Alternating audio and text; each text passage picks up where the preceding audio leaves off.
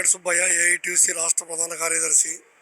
మిత్రులారా, ఈరోజు ఇక్కడ సమావేశం కార్మిక సంఘాల ఐక్యవేదిక ఆధ్వర్యంలో నిర్వహిస్తున్నాము. దీనికి ప్రధాన కారణము ఈ నెల 26వ తేదీన దేశవ్యాప్తంగా ఎస్కేఎం అంటే రైతులు, కార్మికులు, కష్టజీవులు, కర్షకులు అందరూ కలిసి ఒక పెద్ద నిరసన కార్యక్రమాన్ని చేపట్టడం జరిగింది. ప్రధానంగా ముఖ్యంగా ఈరోజు కేంద్ర ప్రభుత్వము అమెరికా అధ్యక్షుడు డొనాల్డ్ ట్రంప్ నిర్వహించేటువంటి అగ్రిమెంటుకు తల ఒగ్గడం జరిగింది. దాని వల్ల రైతాంగం ఉత్పత్తులన్నీ సోయాబీన్స్ లాంటి అన్నిటిపైన సుంకాలు విపరీతంగా పడేటువంటి నేపథ్యంలో మరి ఆయన అగ్రిమెంట్కి ఒప్పుకోవడం జరిగింది. మరి అదేవిధంగా లేబర్ కోడ్లను 44 చట్టాలను రద్దు చేసి 4 లేబర్ కోడ్లు ఏకవంతంగా అమలు చేయడాన్ని మేము తీవ్రంగా నిరసిస్తున్నాము. అయినా కానీ ప్రభుత్వము మరీ ఏకవంతంగా తీసుకొచ్చి అన్ని రంగాలను పబ్లిక్ సెక్టార్ అంతా కూడా ధ్వంసం చేయడానికి ప్రయత్నం చేస్తున్నాడు.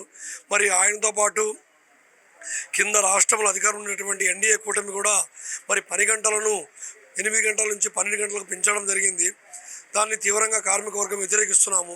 మరి అది చాలదన్నట్టుగా ఏదైతే విశాఖపట్నం స్టీల్ ఫ్యాక్టరీ ఉందో ఆ స్టీల్ ఫ్యాక్టరీని కూడా మరి చెక్కలు చేసి 34 ముక్కలు చేసి ఈరోజు ప్రైవేట్ వ్యక్తులకు కట్టబెట్టడానికి చూస్తున్నాడు. మరి దానికోసం కార్మిక వర్గం పోరాటం సాగిస్తామంటే మరి వాళ్ళ మీద పీడీ యాక్ట్ పెడతారని బెదిరియడము ఇది ముఖ్యమంత్రి గారికి తగదు. మరి పీడీ యాక్టు వల్ల మరి కార్మిక వర్గం భయపడుతుందా? ఈరోజు అస్మా పెట్టినా కానీ కార్మిక వర్గం భయపడని పరిస్థితి ఉంది. అనేక పోరాటాలు, బలిదానాలు, రక్తతర్పణతో కార్మిక వర్గ చరిత్ర నిర్మించినటువంటి ఈ పోరాటాల చరిత్రను ముఖ్యమంత్రి గారు తెలుసుకోవాలా. కాబట్టి ఈరోజు ప్రజలకు అన్ని రకాల ఈరోజు మినిమం వేజ్ బోర్డు వేశారు. మినిమం వేజ్ బోర్డులో కూడా ఏ ఒక్క కార్మిక సంఘాలకు, కేంద్ర కార్మిక సంఘాలకు ప్రాతినిధ్యం లేదు. కేవలం వాళ్ళ పార్టీ వాళ్ళను మాత్రమే బోర్డు వేసుకొని ఫిలప్ చేశారు.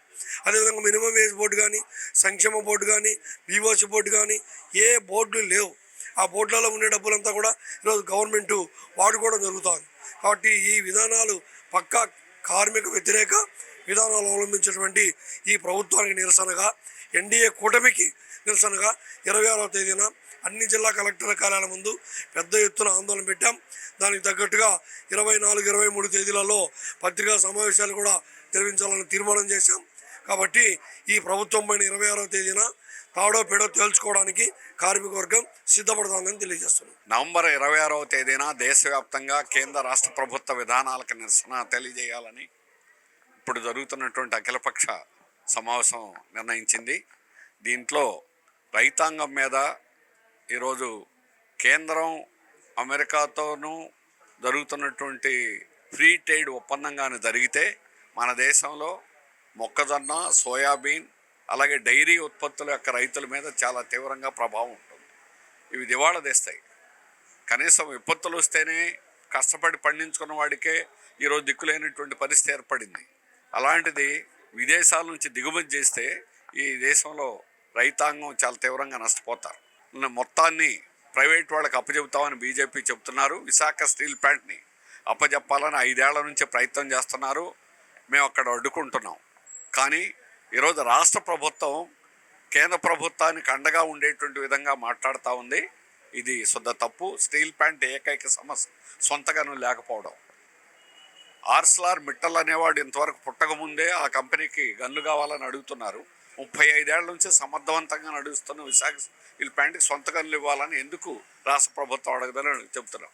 ఈయన ఎన్నికల ముందు వరకు కూడా మేము విశాఖ స్టీల్ ప్లాంట్ రక్షిస్తాం, కాపాడుతామన్న వాళ్ళు ఈరోజు చేతులు ఎత్తేసి బీజేపీ వాళ్ళు ఎలా చెబితే అలా వినే విధంగా టీడీపీ, జనసేన కూడా వ్యవహరిస్తూ ఉన్నాయి.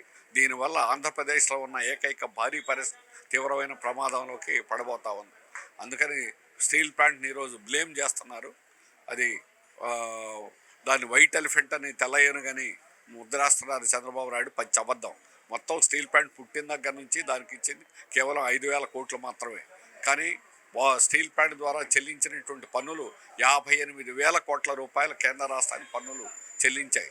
32 లక్షల టన్నులకే నిర్మాణానికి కేంద్రం డబ్బులు ఇస్తే ఈరోజు 73 లక్షల టన్నులకి స్టీల్ ప్లాంటు కార్మికుల యొక్క శ్రమతో వచ్చిన డబ్బులతో దాన్ని విస్తరింపజేశారు 20,000 కోట్లు. అందుకని ఇవన్నీ పక్కన పెట్టి పచ్చి అబద్ధాలతో చంద్రబాబు నాయుడు చెబుతున్నారు. అట్లాగే మాలాంటి వాళ్ళు దాన్ని బలపరిచే వాళ్ళని పీడీ యాక్ట్ ప్రయోగిస్తామని బెదిరిస్తూ ఉన్నారు. ఈ బెదిరింపులకు ఎవరు కూడా బెదిరిపోయే ప్రసక్తి అనేటువంటిది లేదు. స్టీల్ ప్లాంట్ కాపాడుకోవడానికి ప్రాణాలైనా ఇచ్చి కాపాడుకుంటాం. 32 మంది అశేష ప్రాణ త్యాగాలతో బలిదానంతో వచ్చినటువంటిది విశాఖ స్టీల్ ప్లాంట్. వాళ్ళ త్యాగాలు వృధా పోకూడదు. ఆ స్టీల్ ప్లాంట్ కాపాడుకోవడానికి ఎన్ని త్యాగాలకైనా ఆంధ్రప్రదేశ్లో ప్రజానీకం ముందుకు రావాలని, స్టీల్ ప్లాంట్ కాపాడుకోవడానికి సిద్ధం కావాలని ఐక్య పక్షాల తరఫున, కార్మిక రైతాంగ సంఘాల తరఫున కోరుతాం. కేంద్ర ప్రభుత్వం విత్తన చట్టాన్ని రూపొందించి ముసాయిదా తయారు చేసి పంపించింది. ఆ ముసాయిదా మొత్తం పరిశీలిస్తే రైతుల ప్రయోజనాలు కాపాడేందుకు చట్టంలో ఒక్క అంశం కూడా లేదు. మనం సహజంగా చూస్తున్నాం, నకిలీ విత్తనాల వల్ల, నాణ్యత లేని విత్తనాల వల్ల సర్టిఫికేట్ అవనే విత్తనాలు చలామణి అవుతూ ఉన్నాయి. వాటి వల్ల ఏటా లక్షలాది ఎకరాలు పంటలు నష్టపోతూ ఉన్నారు. నష్టపరిహారం ఇవ్వక రైతాంగం నష్టపోతూ ఉన్నారు. అటువంటి రైతాంగానికి నష్టాలను నివారించడానికి, నష్టపరిహారాలు ఇప్పించడానికి అవసరమైనటువంటి క్లాజు ఒక్కటి కూడా లేదు ఈ చట్టంలో. అన్నీ ఆ చట్టం మొత్తం చూస్తే ఈ దేశంలో ఉన్న కార్పొరేట్ విత్తన కంపెనీలు, విదేశాల నుంచి విత్తనాలు, జన్యుపరమైన విత్తనాలు సప్లై చేసే కార్పొరేట్ కంపెనీల యొక్క ప్రయోజనాల కోసం ఆ చట్టం చేసినట్టు తప్ప రైతుల ప్రయోజనాల కోసం కాదు. గతంలో రైతు సంఘాలకు హామీ ఇచ్చింది, రైతు సంఘాలతోటి చర్చించి చట్టం చేస్తామని. అది చేయకుండా వన్ సైడెడ్గా చట్టాన్ని పెట్టారు. అందువలన ఆ చట్టాన్ని వెనక్కి తీసుకొని దేశంలో ఉన్నటువంటి సంయుక్త కిసాన్ మోర్చా రైతు సంఘాలతో చర్చించి చట్టాన్ని సమగ్రంగా తయారు చేయాలని చెప్పి ఆంధ్రప్రదేశ్ రైతు సంఘం డిమాండ్ చేస్తూ ఉంది. అట్లాగే ఈరోజు పత్రికల్లో అమెరికాతోటి ఫ్రీ ట్రేడ్ ఒప్పందం జరుగుతుందని చెప్పి ఫైనల్ అయిందని చెప్పి వార్తలు వచ్చినాయి.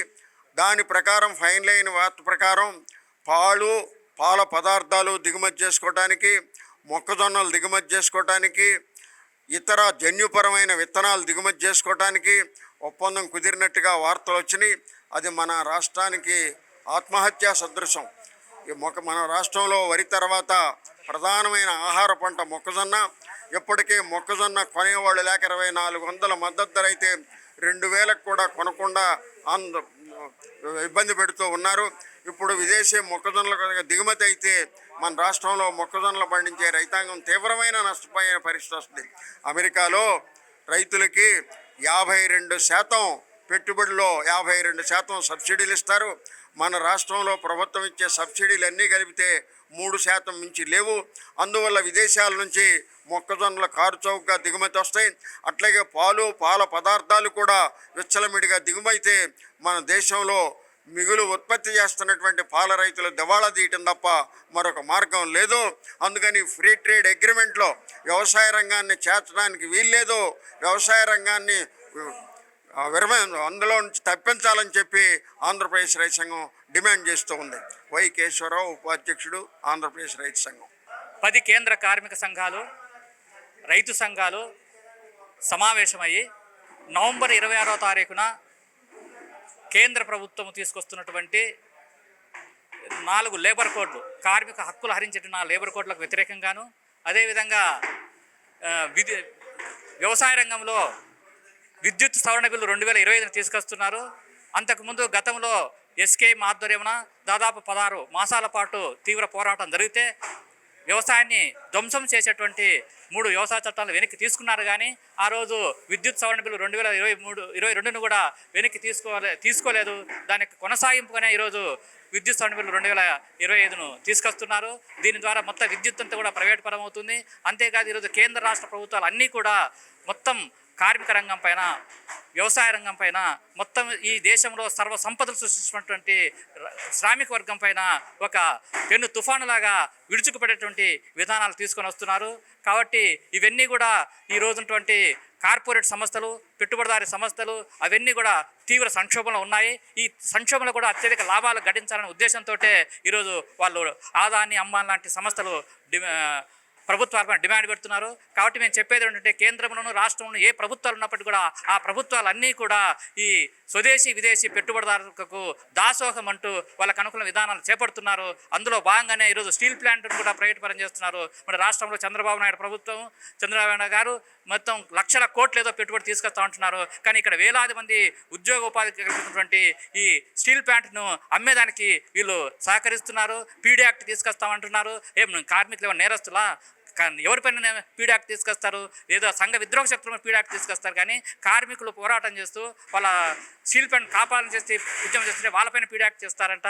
అంతేకాకుండా స్టీల్ ప్లాంట్ ప్రైవేటీకరణ నష్టాలకు కారణము కార్మికులు పని చేయకపోవడం అనేటువంటి ఒక దుర్మార్గమైనటువంటి అబద్ధాలు చంద్రబాబు నాయుడు ఆడుతున్నారు. కాబట్టి ఈరోజు కార్మికులు కాదు, పబ్లిక్ రంగ సంస్థల ప్రైవేటీకరణ నష్టాలకు కారణము ప్రభుత్వ యొక్క విధానాలే. అక్కడ వాళ్ళకి స్టీల్ ప్లాంట్కి వాళ్ళ బొగ్గు, వాళ్ళకు క్యాప్టివ్ మైన్స్ ఏర్పాటు చేసినట్టయితే వాళ్ళు ఖచ్చితంగా ఆ స్టీల్ ప్లాంట్ కొనసాగుతుంది. కాబట్టి బిఎస్ఎన్ఎల్ కొనసాగుతుంది. కాబట్టి ఈ ప్రభుత్వాలు, కేంద్ర రాష్ట్ర ప్రభుత్వాలు, పబ్లిక్ రంగ సంస్థలు ప్రైవేటీకరణ చేసేందుకు అనుకూలంగా విధానాలు చేపడుతూ వాటిని కాయలాగా చిత్రీకరించి ఎట్లయితే పిచ్చి కుక్కను ముద్ర వేసే విధంగా చంపేస్తారో ఆ విధంగా పబ్లిక్ రంగ సంస్థలను కూడా ప్రైవేట్ పరం చేసేందుకోసం కేంద్ర రాష్ట్ర ప్రభుత్వం అనుసరిస్తున్నాయి. కాబట్టి మేము డిమాండ్ చేస్తున్నదంటే 4 లేబర్ కోడ్లు రద్దు చేయాలని చెప్పేసి, తర్వాత విద్యుత్ సవరణ బిల్లు 2025ను పూర్తిగా వెనక్కి తీసుకోవాలని చెప్పేసి, లేకపోయినట్టయితే 26వ తేదీ జరిగే ఉద్యమం అనేది చాలా పెద్ద స్థాయిలో ఉంటుంది.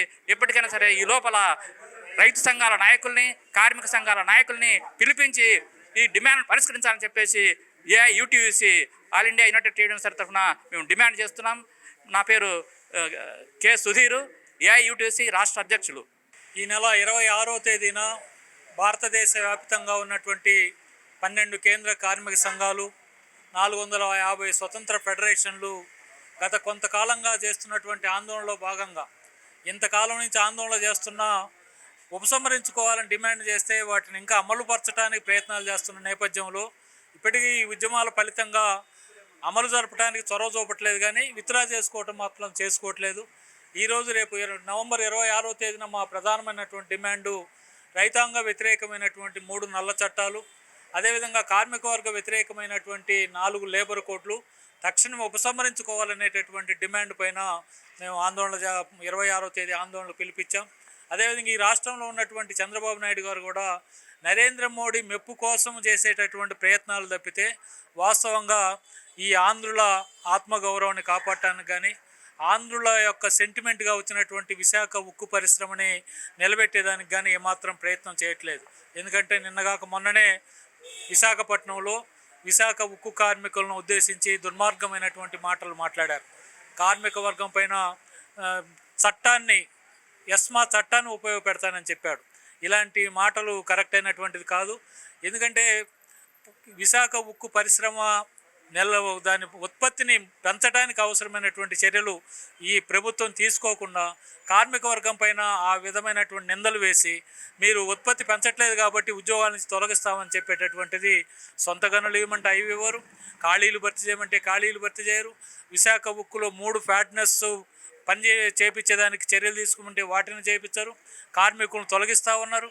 ఇవన్నీ ఏవి చేయకుండా ఉత్పత్తిని పెంచాలనేటటువంటి ఆలోచన కరెక్ట్ అయింది కాదని మేము విజ్ఞప్తి చేస్తూ ఉన్నాం. ఇప్పటికైనా ముఖ్యమంత్రి గారు ఆంధ్రుల ఆత్మగౌరవాన్ని దృష్టిలో పెట్టుకొని, పోరాటాలను దృష్టిలో పెట్టుకొని 32 మంది బలిగొన్న ఈ రక్తార్మణతో వచ్చినటువంటి విశాఖ ఉక్కుని ప్రైవేటీకరించొద్దని డిమాండ్ కూడా రేపు 26వ తేదీ కార్యక్రమంలో ప్రధానమైన డిమాండ్కు పెట్టాం. అందుకని టోటల్గా ఈ అంశాలన్నిటిపైన జరిపే ఆందోళనలో రాష్ట్ర రైతాంగం, కార్మిక వర్గం పెద్ద ఎత్తున పాల్గొని జయప్రదం చేయాలని పిలిపిస్తూ ఉన్నాం. దేశవ్యాప్తంగా మోడీ ప్రభుత్వం అధికారంలోకి వచ్చిన తర్వాత కార్మిక చట్టాలు, వ్యవసాయ రంగం సంక్షోభం, అలాగే నిరుద్యోగ తీవ్రంగా తాండవిస్తున్నటువంటి పరిస్థితుల్లో మోడీ ప్రభుత్వం ఒక పక్కన స్వదేశీ నినాదం అంటూ హిందుత్వ దేశంగా మారుస్తానంటూ, మరొక వైపు కార్పొరేట్ కంపెనీలతోటి మిలాఖాత్ అయ్యి కొన్ని చట్టాలు వడంబకులు చేసుకుంటున్నటువంటి పరిస్థితి ఉంది. 3 వ్యవసాయ నల్ల చట్టాలకు వ్యతిరేకంగా దేశవ్యాప్తంగా పెద్ద ఎత్తున ఆందోళన చేస్తే ఆ చట్టాలను ఉపసంహరించుకున్నటువంటి మోడీ ప్రభుత్వం ఈరోజు అమెరికాతో చేసుకున్నటువంటి ద్వైపాక్షిక ఒప్పందాల్లో భాగంగా 12% ఉన్నటువంటి మొక్కజొన్న దాన్ని 15% పెంచారు. అట్లాగే మరొక వైపు సోయాబీన్ వీటికి కూడా 15% ఉన్నది 19% పెంచుతూ ఒప్పందం చేసుకున్నటువంటి దుర్మార్గం అనే పరిస్థితి ఉంది. మరొక వైపు దేశంలో పాల ఉత్పత్తి కానీ వ్యవసాయ రంగం కానీ పెద్ద ఎత్తున 180% మంది సాగు చేసుకుంటున్నటువంటి పరిస్థితుల్లో ఇతర దేశాల నుంచి, అమెరికా నుంచి బియ్యాన్ని దిగుమతి చేసుకోవడానికి, ఇతర ఉత్పత్తులను దిగుమతి చేసుకోవడానికి మోడీ ప్రభుత్వం అంగీకరిస్తుందంటే భారతదేశంలో ఉన్నటువంటి చిన్న పరిశ్రమల్ని సంక్షోభంలోకి నెట్టబట్టడం, దాదాపుగా దేశంలో కరోనా తర్వాత దాదాపుగా 2 కోట్ల పరిశ్రమలు రద్దయినాయి అని చెప్పేసి ప్రభుత్వం అధికారికంగా ప్రకటిస్తున్నటువంటి పరిస్థితి ఉంది. ఈ అన్ని నేపథ్యంలో వ్యవసాయ రంగంలో తీసుకొస్తున్నటువంటి నల్ల చట్టాలు, మరొక వైపు కార్మిక రంగంపై తీసుకొస్తున్నటువంటి ఏదైతే 4 లేబర్ కోడ్లు, ఈ అన్ని అంశాల మీద ఈ నెల 26వ తారీఖున చేసేటువంటి దేశవ్యాప్త ఆర్తనాదాల్లో కార్మికులు, విద్యార్థులు, యువకులు, వ్యవసాయ రంగ కూలీలు, అలాగే అసంఘటిత రంగ కార్మికులు అందరూ పాల్గొని జయప్రదం చేయాలని చెప్పేసి ఐఎఫ్టీగా పిలుపునిస్తున్నాం. మరొక వైపు రాష్ట్రంలో కూటమి ప్రభుత్వం కార్మిక వర్గాన్ని అణచివేసేటట్టుగా లేబర్ కోడ్లో ఉన్నటువంటి సంస్కరణలను ఇంప్లిమెంటేషన్ చేస్తూ ప్రతిపక్షంలో ఉన్నప్పుడు ఇచ్చినటువంటి హామీలని పక్కన పెట్టి ఈరోజు విశాఖ లాంటి ఉక్కు పరిశ్రమకు సంబంధించినటువంటి దాంట్లో కార్మికులను వేటు వేయటం, వాళ్ళ మీద చర్య తీసుకుంటామని చెప్పేసి చెప్పడం అంటే చాలా సిగ్గుసేటైనటువంటి విషయం. ఆ అప్రజాస్వామిక చర్యగా మేము ఖండిస్తూ ఉంటాం. ఇప్పటికే విశాఖ ఉక్కుకు సంబంధించినటువంటి 32 మంది బలిదానాలతో సాధించుకున్నటువంటి హక్కుని మీరు కాలు రాస్తూ ఉన్నారు. ప్రత్యేక హోదా లేదు, విభజన హామీలు లేవు, సెంట్రల్ ఇచ్చినటువంటి స్కీమ్స్ ఏమి ఇంప్లిమెంటేషన్ చేయట్లేదు. మోడీ వస్తుంటే నమో మోడీ అంటున్నారు తప్ప కానీ పవన్ కళ్యాణ్, మోడీ, చంద్రబాబు నాయుడు కూటమి ప్రభుత్వం కానీ ఈ రాష్ట్ర ప్రయోజనాలకు అనుగుణంగా ఎటువంటి చర్యలు తీసుకోవట్లేదు. ఇది చాలా ఆంధ్ర రాష్ట్రంలో ఉన్నటువంటి 6 కోట్ల మంది ప్రజల్ని మోసం చేస్తుంది ఈ కూటమి ప్రభుత్వం. ఎప్పటికైనా కూటమి ప్రభుత్వంలో ఉన్నటువంటి పవన్ కళ్యాణ్ కానీ, చంద్రబాబు నాయుడు కానీ, లోకేష్ కానీ, బీజేపీ కానీ ఆలోచించాలి. ఈ ఆంధ్ర రాష్ట్ర ప్రజల ప్రయోజనాలకు అనుగుణంగా కేంద్రం దగ్గర ఆంధ్ర రాష్ట్ర ప్రజలను తాకట్టు పెట్టొద్దని చెప్పేసి హెచ్చరిక చేస్తాం. ఈ నెల 26వ తేదీన భారతదేశ వ్యాప్తంగా ప్రతి జిల్లా కేంద్రంలోనూ కూడా సంయుక్త కిసాన్ మోర్చా మరియు కేంద్ర కార్మిక సంఘాల ఐక్య వేదిక పక్షాన సంయుక్తంగా కేంద్ర ప్రభుత్వం అట్లాగే రాష్ట్ర ప్రభుత్వాలు అనుసరిస్తూ ఉన్నటువంటి రైతాంగ, సామాన్య ప్రజానీకం కార్మిక వ్యతిరేక విధానాల పట్ల నిరసన తెలియజేసేటటువంటి కార్యక్రమం, అట్లాగే జిల్లా కలెక్టర్లకి మెమరాండములు ఇచ్చేటటువంటి కార్యక్రమం కూడా జరగబోతూ ఉంది. ఈ సందర్భంగా ఈరోజు కేంద్ర ప్రభుత్వం చాలా దుర్మార్గంగా రైతులు కానీ, వ్యవసాయ కార్మికులు కానీ, పారిశ్రామిక కార్మికులు కానీ, ఉద్యోగులు కానీ, సామాన్య ప్రజానికం కానీ వీరి అందరి యొక్క ప్రయోజనాలని కూడా కొద్దిమంది కార్పొరేట్లకి, అదానీ అంబానీలకి మేలు చేకూర్చే దానికోసం కష్టపెడతా ఉంది అనేటటువంటి విషయాన్ని సందర్భంగా చెప్తా ఉన్నాం. ముఖ్యంగా రైతాంగానికి సంబంధించి మద్దతు ధరకు మంగళం పాడారు. అట్లాగే ధరల స్థిరీకరణ అనేది లేదు. అట్లాగే ఈరోజు ప్రకృతి వైపరీత్యాల సందర్భంగా ఇవ్వవలసినటువంటి సహకారం కానీ, బ్యాంకు రుణాల వాయిదా కానీ వాటిని కూడా డిజాస్టర్ మేనేజ్మెంట్ యాక్ట్ నుంచి తొలగించడం జరిగింది. అట్లాగే నష్టపరిహారం ఇవ్వాలనేది సెక్షన్ 61 దానికి మంగళం పాడేశారు. అట్లాగే వ్యవసాయ కార్మికులకి కాస్త పని దినాలు చూపించేటటువంటి మహాత్మా గాంధీ జాతీయ ఉపాధి హామీ పథకం నంబర్ ఆఫ్ డేస్ తగ్గిపోయినాయి. అట్లాగే కార్మిక చట్టాలు కార్మిక లోకం ఎన్నో దశాబ్దాల పాటు పోరాడి బ్రిటిష్ వాళ్ళ కాలం నుంచి కూడా పోరాడి సాధించుకున్నటువంటి చట్టాలని తొలగించేసేసి 4 లేబర్ కోడ్లు తీసుకొచ్చి యూనియన్ పెట్టుకుంటానికి యాతన. అట్లాగే వాళ్ళ కంపల్సరిగా ఏ చిన్న సమ్మె చేసినా కానీ దానికి ముందుగా నోటీస్ ఇవ్వాలని అట్లా 10 గంటలు పెంచేసేసి చాలా అడ్డగోలుగా కార్మికుల యొక్క ప్రయోజనాలు హరించుతూ పారిశ్రామిక యజమానికి లాభాలు చేకూర్చేటటువంటి విధానాలని తీసుకొచ్చినటువంటి నేపథ్యంలో మళ్ళీ ఈ రోజున రెండవ స్వాతంత్ర పోరాటం చేపట్టవలసినటువంటి ఆవశ్యకత ఈనాడు ఉంది. ప్రజలందరినీ కూడా చైతన్యవంతులు చేసి పార్టీలు, కులాలు, మతాలు, ప్రాంతాలకు అతీతంగా 50 మంది కూడా సమిష్టిగా పోరాటం చేస్తే తప్ప ఈ నిరంకుశ ప్రజా వ్యతిరేక కార్పొరేట్ అనుకూల ఈ విధానాలకి స్వస్తి పలకడానికి అవకాశం ఉండదు.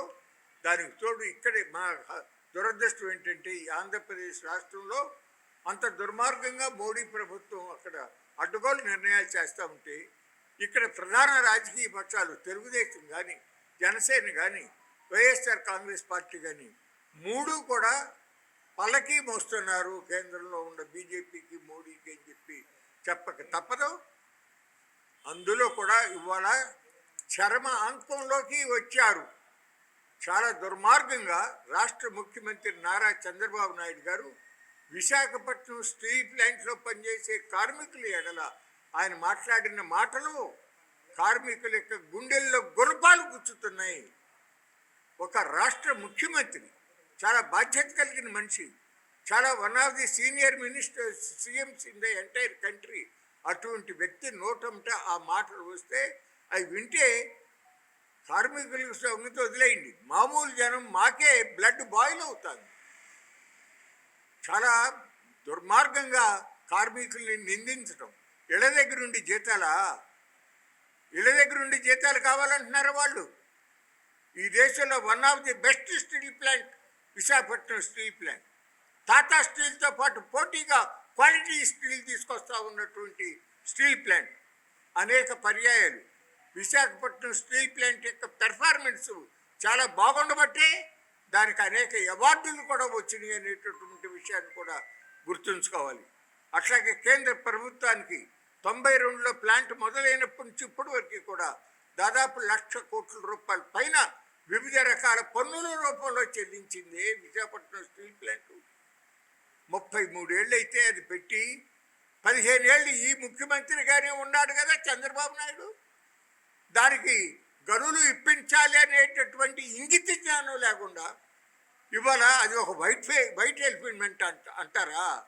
అది వైట్ ఎలిఫెంట్. అది దానికి గనులు ఉంటే, బొగ్గు గనులు, ఇనుప గనులు ఉంటే ప్రతి సంవత్సరం కూడా 4-5 వేల కోట్ల రూపాయల లాభాలు ఆర్జించేటటువంటి సంస్థ విశాఖపట్నం స్టీల్ ప్లాంట్ అని చెప్పక తప్పదు. అటువంటి స్టీల్ ప్లాంట్ని ఈ రకంగా తోలనాడు మాట్లాడుతామంటే అందులో కూడా కార్మికుల్ని కూడా చిన్నబుచ్చేటట్టుగా వాళ్ళ వల్లనే ప్లాంట్ నష్టంలోకి వెళ్తాందనే మాట మాట్లాడటం అంటే ఇంతకన్నా దుర్మార్గం ఇంకోటి ఉందా? తప్పనిసరిగా చంద్రబాబు నాయుడు ఈ పిచ్చి మాటల్ని వెనక్కి తీసుకోవాలని డిమాండ్ చేస్తున్నాం. తీసుకోకపోతే తగిన మూల్యం చెల్లించుతారు అని కూడా హెచ్చరిస్తూ ఉన్నాం. బెదిరిస్తారా? విలేకరి ఎవరో విశాఖపట్నం స్టీల్ ప్లాంట్ ప్రైవేటైజేషన్ ఆగుతుందా అని అడిగితే ఏంటి మీరు మాట్లాడింది? 15,000 కోట్లు ఇస్తే ఎవరికి ఇచ్చారు? అవన్నీ వాళ్ళకి సెంట్రల్ గవర్నమెంట్కి కట్టాల్సిన డబ్బుకే, బాకీకే దానికి జమేసుకున్నారు కదా. కార్మికులుగా ఉన్న ₹1 ఇచ్చారా? ఏం మాట్లాడుతున్నారు? అసలు steel plant, Visakhapatnam steel plant Navratna company, అది నష్టాలలో ఎందుకు వెళ్ళింది అనేటటువంటి ఆలోచన ఇంతవరకు ముఖ్యమంత్రిగా మీరు చేయలేదంటే అసలు ఆ పదవిలో మీరు కూర్చోవటం న్యాయమేనా? చెప్పండి. ఈ రాష్ట్రంలో 32 మంది తెలుగు బిడ్డల ప్రాణ బలిదానం చేసి సాధించుకున్నటువంటి విశాఖపట్నం స్టీల్ ప్లాంట్కి నిన్నగాక మొన్న పార్లమెంట్లో మన ఆంధ్రప్రదేశ్ వాడే శ్రీనివాస్ వర్మ పార్లమెంట్లో సమాధానం చెప్తా 1వ తారీఖున cabinet committee on economic affairs Visakhapatnam steel plant 100కి 100 ప్రైవేటైజ్ చేయాల్సిందే, అమ్మేయాల్సిందే అని సమాధానం చెప్పింది. మీరు చూడలేదా అని అడుగుతా ఉన్నా.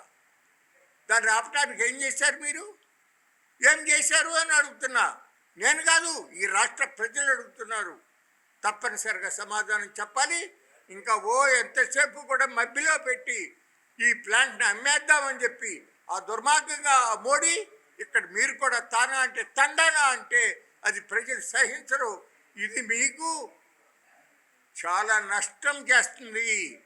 కిందటిసారి జగన్ గవర్నమెంట్కి కంక్లూజివ్ ల్యాండ్ టైటిలింగ్ యాక్ట్ ఎంత నష్టం చేసిందో, విశాఖపట్నం స్టీల్ ప్లాంట్ ప్రైవేటైజేషన్ మీకు అంత నష్టం చేస్తుంది చంద్రబాబు నాయుడు గారు అని చెప్పి హెచ్చరిస్తూ ఉన్నాం. దయచేసి మార్చుకోండి, దయచేసి ఉపసంహరించుకోండి మీరు చెప్పిన ప్రకటన. కార్మికులకి హర్ట్ అయినటువంటి వాళ్ళని స్వాంతపరచండి అని చెప్పి కోరుతూ ఉన్నాం.